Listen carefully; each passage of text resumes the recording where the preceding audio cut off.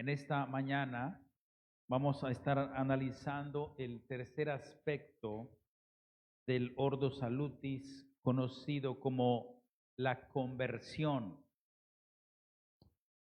¿Por qué es importante estudiar la doctrina de la conversión? Escuche usted, porque cada vez más sorprende la rapidez con que muchas personas se apartan del Señor. Cada vez son más las personas que se alejan del Señor y por supuesto de la iglesia con una ligereza que sorprende. Y esto sucede solo meses, semanas o días después de haber hecho una confesión pública de su fe. Esto es lamentable. Es por eso que es pertinente considerar todos los aspectos que deben tomar lugar en el momento de nuestra conversión y sobre todo mirar de cerca los elementos bíblicos de la misma. ¿De acuerdo? Muy importante que usted pueda recordar o conocer esos elementos bíblicos de la conversión cuando usted se entregó al Señor Jesucristo. De manera que vamos a pedirle al Señor que nos dirija esta mañana. Señor, gracias, porque en tu plan maravilloso, determinado, Señor, tú habías determinado que estemos aquí esta mañana, escuchando tu voz, escuchando tu palabra. Y en esta mañana, Señor, sin duda, a través de la misma, nos vas a recordar y revelar, quizás para algunas personas, el significado de la conversión, el significado bíblico. Así que prepara nuestros corazones al mensaje de tu palabra de esta mañana. En el nombre de Jesucristo te lo rogamos. Amén. ¿Qué es la conversión? Es una buena pregunta. Bueno, una respuesta simple pudiera ser: la conversión es nuestra respuesta espontánea y voluntaria al llamado del Evangelio. En ella nos arrepentimos sinceramente de nuestros pecados y ponemos nuestra confianza o nuestra fe en Cristo para nuestra salvación. Esa es una definición sencilla de lo que es la conversión. De manera que la palabra principal en el Antiguo Testamento para conversión en el idioma hebreo es la palabra shub. En su uso más básico significa volver o volver atrás. Este término puede indicar la sensación de cambiar de opinión o puede referirse a ser traído de vuelta a un lugar o a un estado.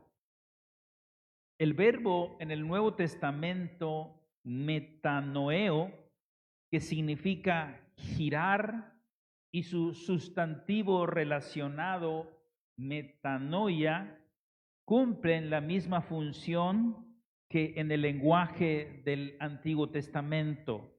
Significa volver o volverse de. Es interesante que nosotros vayamos comprendiendo cuál es el significado, como dije al principio, bíblico de lo que es nuestra conversión.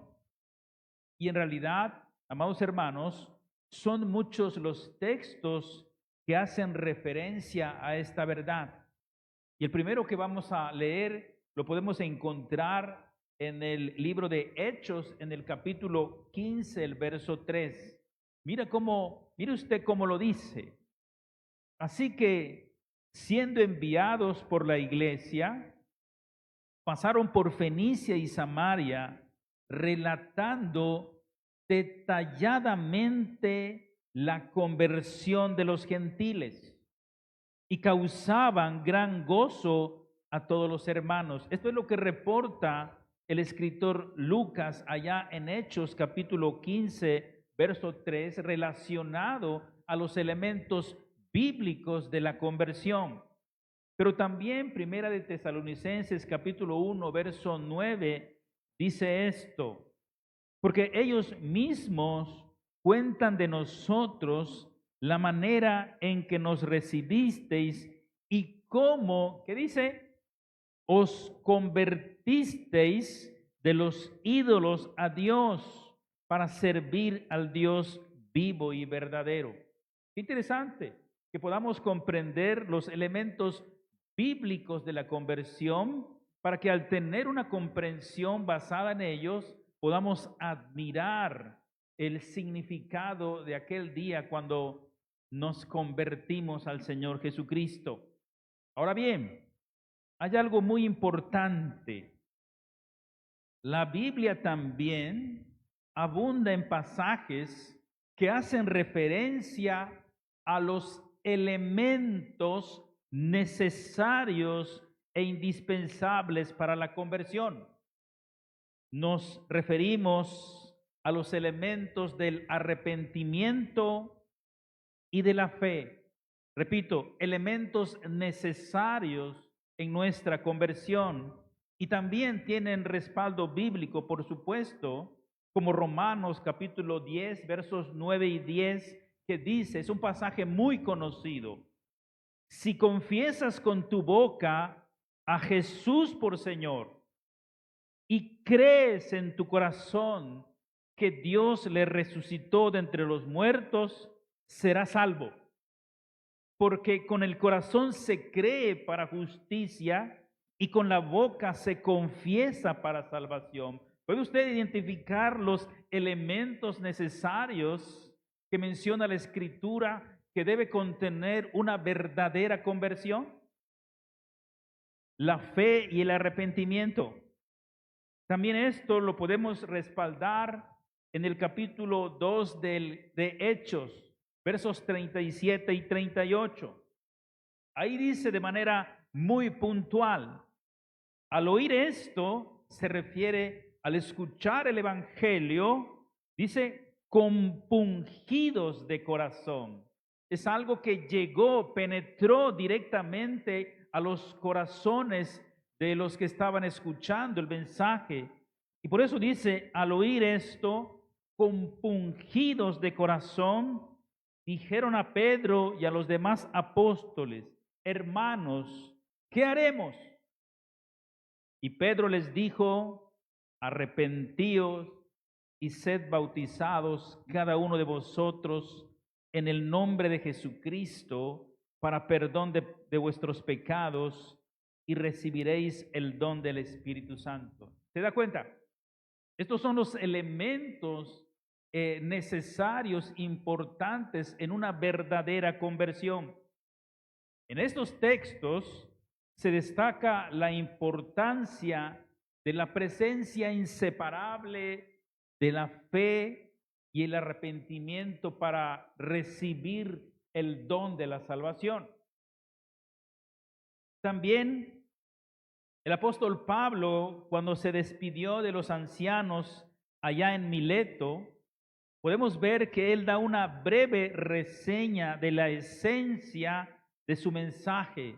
Eso está registrado en el capítulo 20 del libro de los Hechos, en el verso 21, y dice así el apóstol Pablo: he tenido un solo mensaje para los judíos y los griegos por igual.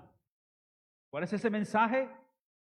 La necesidad de arrepentirse del pecado, de volver a Dios y de tener fe en nuestro Señor Jesucristo. Qué interesante, qué claro son los elementos de una verdadera conversión.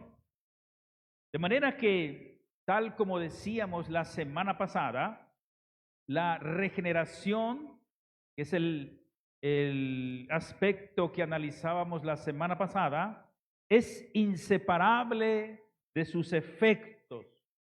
Y uno de esos efectos, amados hermanos, es la fe.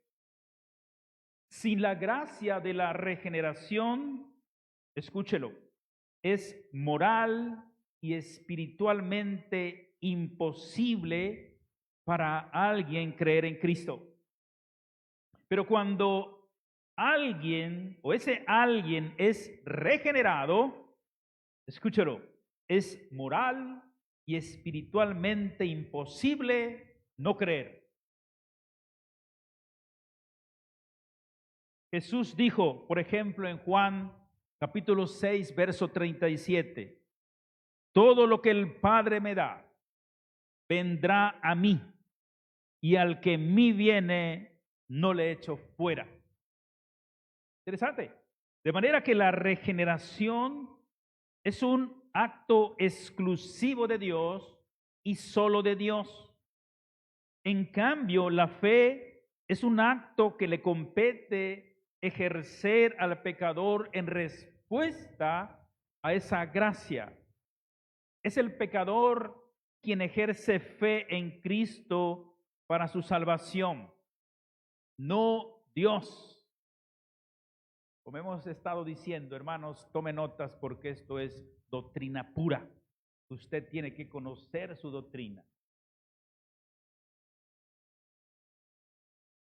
Y la mayoría de los teólogos coinciden en que hay tres aspectos que se deben considerar sobre la naturaleza de la fe. Si quiere tomar nota, son tres aspectos que vamos a mencionar esta tarde. La fe es conocimiento, convicción y confianza. Vamos a ver en primer lugar el aspecto del conocimiento, porque esto es algo indispensable para la fe. Por ejemplo, en nuestras relaciones cotidianas, nadie de nosotros confiaría en una persona de la cual nada sabe, de la cual nada conoce, ¿no es cierto? Para confiar en alguien, tenemos que saber mucho acerca de la identidad y el carácter de la persona, especialmente cuando aquello para lo que nos necesitamos confiar, pues es de suma importancia. Por ejemplo, ¿dónde pasarás la eternidad? Pregunto, ¿es un asunto de suma importancia? Sin duda. ¿Cómo puedo salir victorioso en la lucha por el pecado? ¿Es un tema importante? Sin duda.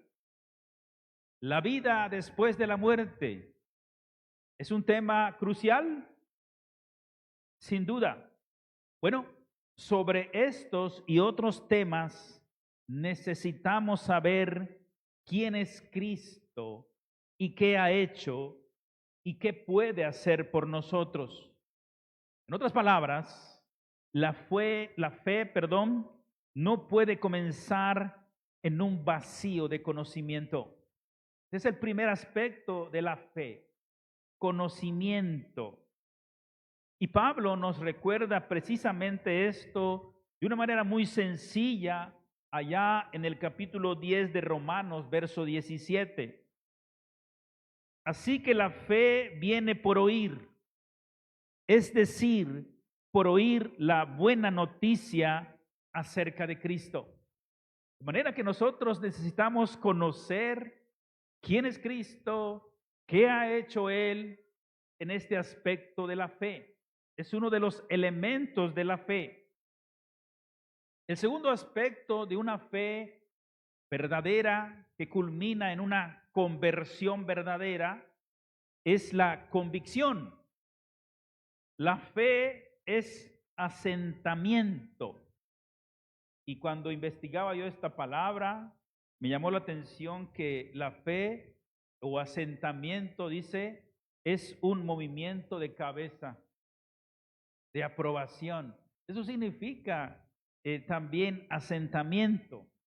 De manera que no solo debemos conocer la verdad respecto a Cristo, sino que también debemos creer que es cierta, que es verdad. La convicción que se incluye en la fe no es solo un asentamiento a la verdad acerca de Cristo, sino también un reconocimiento de la exacta correspondencia que existe entre la verdad de Cristo y nuestras obras como pecadores perdidos.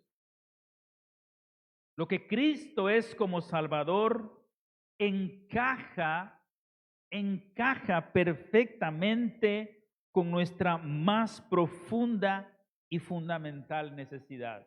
Maravilloso. Esto significa sencillamente que la suficiencia de Cristo llena ese vacío sin esperanza de nuestro pecado. De manera que yo debo tener la convicción de que Cristo es la solución perfecta para mi estado de pecado y miseria y para todo aquello a lo que debería aspirar ser por la gracia de Dios. Interesante. Cristo es la solución de mi más grande necesidad. Esto es el asentimiento, una aprobación de cabeza. Él es al que necesito. ¿Sabe por qué? Porque somos pecadores. Por eso cuando vemos a Isaías capítulo 1, verso 6 que nos dice, desde la planta del pie hasta la cabeza no hay en ustedes cosa sana. Y usted entiende que se refiere que estamos totalmente contaminados del pecado. Dice Isaías, lo único que hay es herida, hinchazón y podrida llaga. No están curadas, ni vendadas, ni suavizadas con aceite. ¿Se da cuenta? Conocimiento. ¿Quién es Cristo? Él es la solución a mi necesidad. Convicción. ¿Es a Él al que necesito? ¿Qué respondería usted? Esto nos lleva al tercer aspecto. Confianza. La fe es conocimiento que se toma en convicción y convicción que se toma en confianza.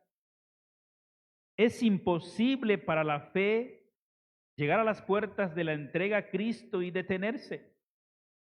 La fe logra su cometido de transferir la confianza que pudiéramos tener en nosotros mismos y en todos los recursos humanos a la confianza de obtener salvación solo por medio de Cristo. Es recibir de Él y luego experimentar una confianza plena.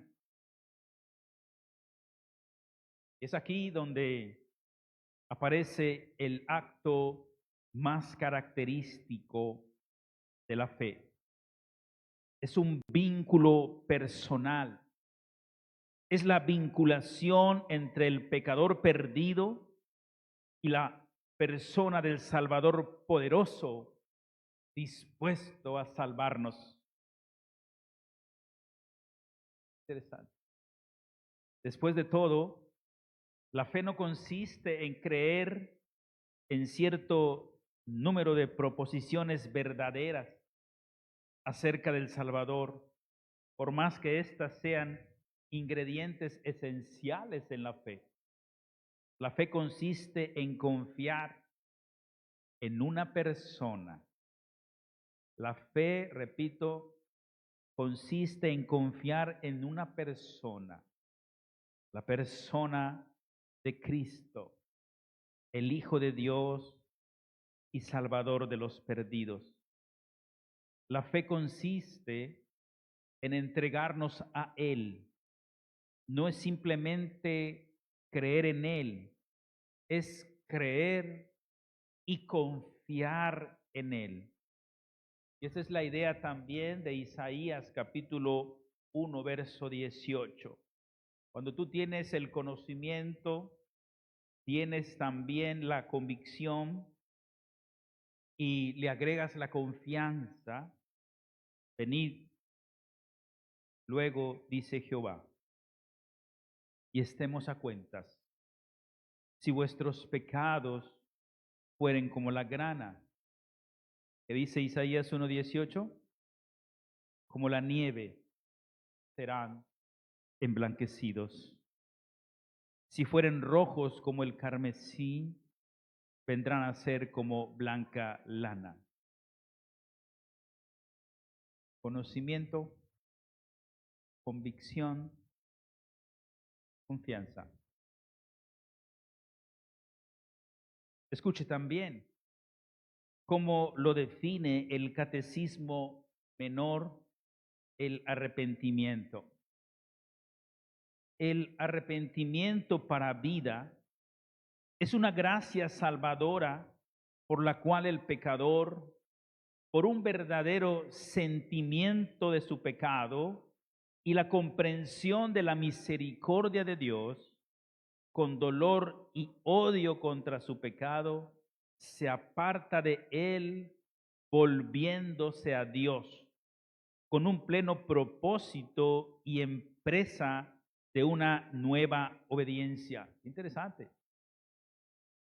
Una vez más, vemos que la conversión de un individuo debe tener en cuenta tres aspectos.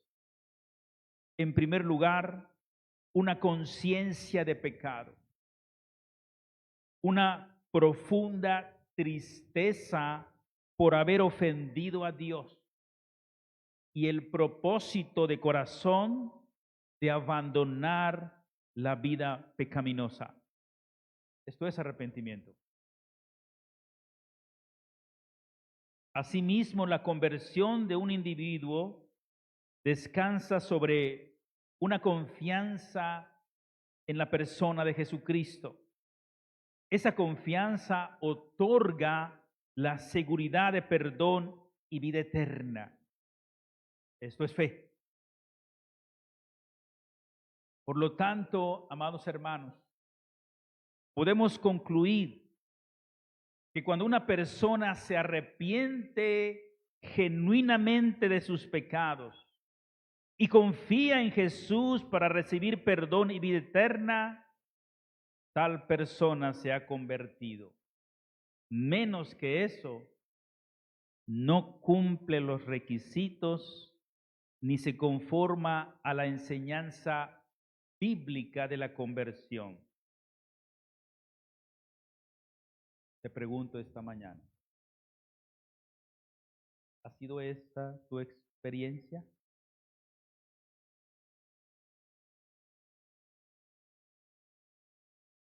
¿Ha sido esta tu experiencia?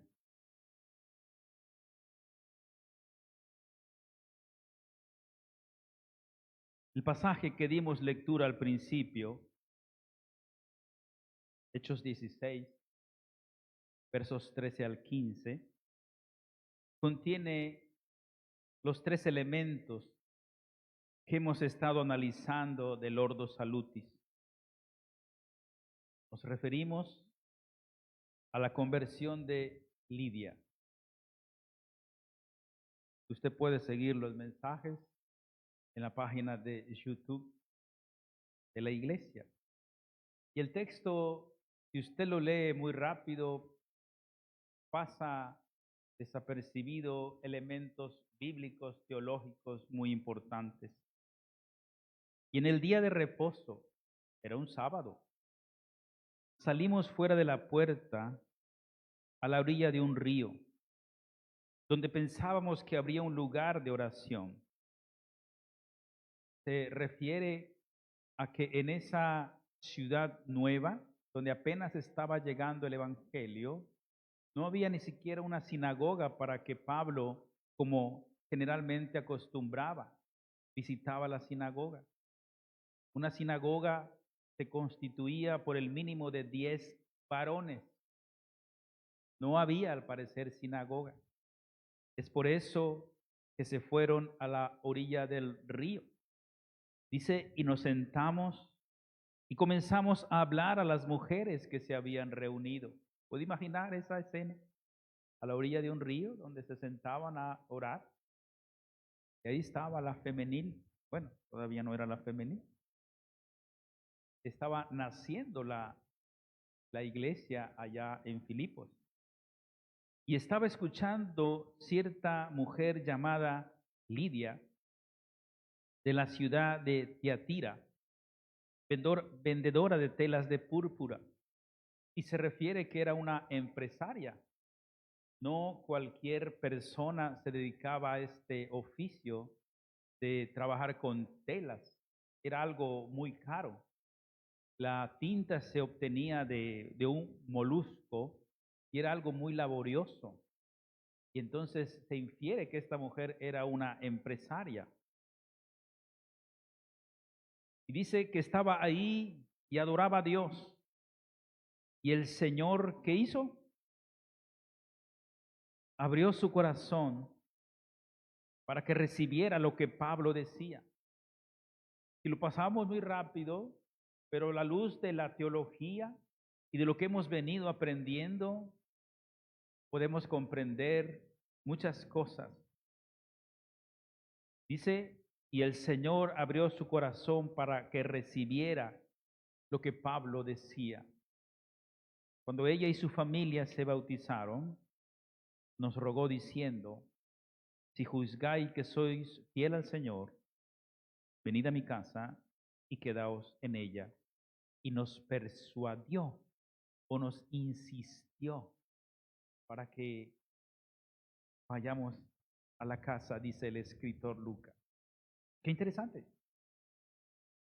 ¿Puede usted ver el llamamiento externo del que hemos hablado de hace 2 semanas? El llamamiento externo es la proclamación del Evangelio a toda criatura. Verso 14 lo respalda. Y estaba escuchando cierta mujer llamada Lidia. Pero no solamente escuchó el llamamiento externo, también experimentó el llamamiento interno. Y eso lo dice el versículo 14, la segunda parte. Y el Señor abrió su corazón. ¿Para qué? ¿Quién es el que hace que nuestro corazón, que es de piedra, se haga sensible como lo relata Ezequiel?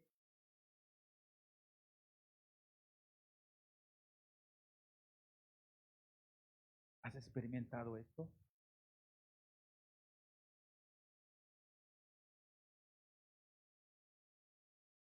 Lidia fue regenerada por la gracia de Dios. El Espíritu de Dios le hizo renacer, le dio vida nueva, le dio buenos y nuevos deseos. Lidia tuvo una conciencia de su pecado. Lidia tuvo una profunda tristeza de haber ofendido a Dios y el propósito de corazón de abandonar la vida pecaminosa. Esto es arrepentimiento. El deseo de bautizarse da evidencias de un verdadero arrepentimiento. Lidia, amados hermanos, es un ejemplo de que la conversión de un individuo descansa sobre la confianza en nuestro Señor Jesucristo. Esa confianza otorga la seguridad de perdón y vida eterna. Esto es fe. Verso 15. La fe también la mueve a la acción. Verso 15. Ella y su familia fueron bautizados. ¿No es maravilloso? El relato de la conversión de Lidia no solo nos muestra cómo obra la soberanía de Dios en la salvación, también nos enseña que tan pronto como nuestros corazones se abren a Cristo por su poder, también se abren para el servicio a Dios y a los demás. Eso dice ahí el verso 15. Eso es lo que relata Lucas. Nos rogó diciendo: si juzgáis que soy fiel al Señor, venid a mi casa y quedaos en ella. Esta es una evidencia de una verdadera conversión. Se dice acertadamente que para terminar la carrera cristiana, bueno, pues hay que comenzarla. Como hemos visto, la conversión tiene dos mitades o dos caras de la misma moneda: el arrepentimiento y la fe. Estos dos elementos de la conversión no solo marcan el punto de partida de la vida cristiana, sino que son la cadencia que marca cada zancada de esa carrera. Como escribiera Martín Lutero, cuando nuestro Señor y Maestro Jesucristo dijo: arrepiéntanse, en Mateo 4:17, lo que quiso decir es que toda la vida del creyente debe de ser una vida de constante arrepentimiento. No comenzamos la vida cristiana por la fe y luego la dejamos atrás en favor de la autodisciplina. No, nuestras vidas deben estar marcadas por frutos dignos de arrepentimiento, como nos recuerda Mateo 3:8.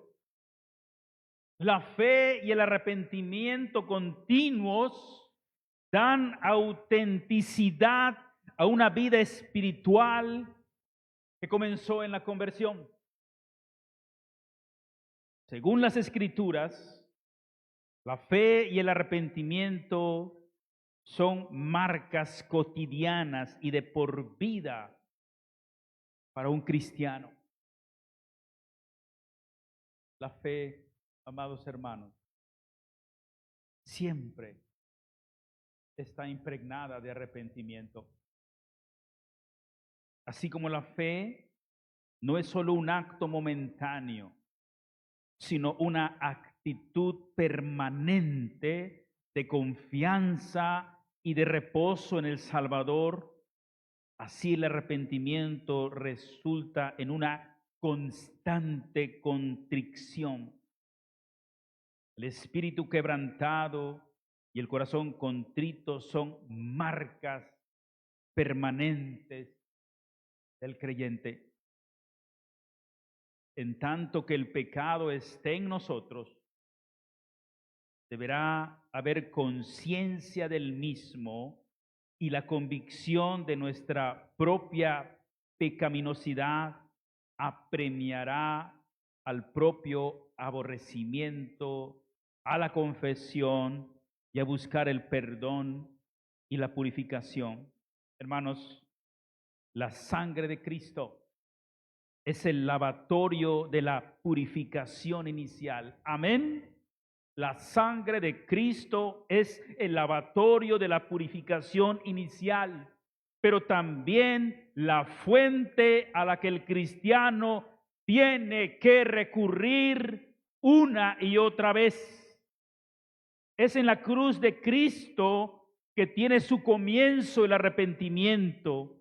Es ante la cruz de Cristo que debemos continuar derramando nuestro corazón en lágrimas de confesión y contrición. Amén. Que nuestras vidas se caractericen, como Mateo 3:18, por frutos dignos de arrepentimiento, o como lo traduce la NTV, demuestren con su forma de vivir, que se han arrepentido de sus pecados y se han vuelto a Dios. Esto es palabra de Dios. Esta es la doctrina de la conversión. ¿Lo has experimentado? Es nuestro deseo que si lo has experimentado, tengas una respuesta como Lidia al comprenderlo. El Señor abrió su corazón, pero también lo abrió a una vida de servicio para la gloria de su Salvador. Dios bendiga su palabra esta mañana.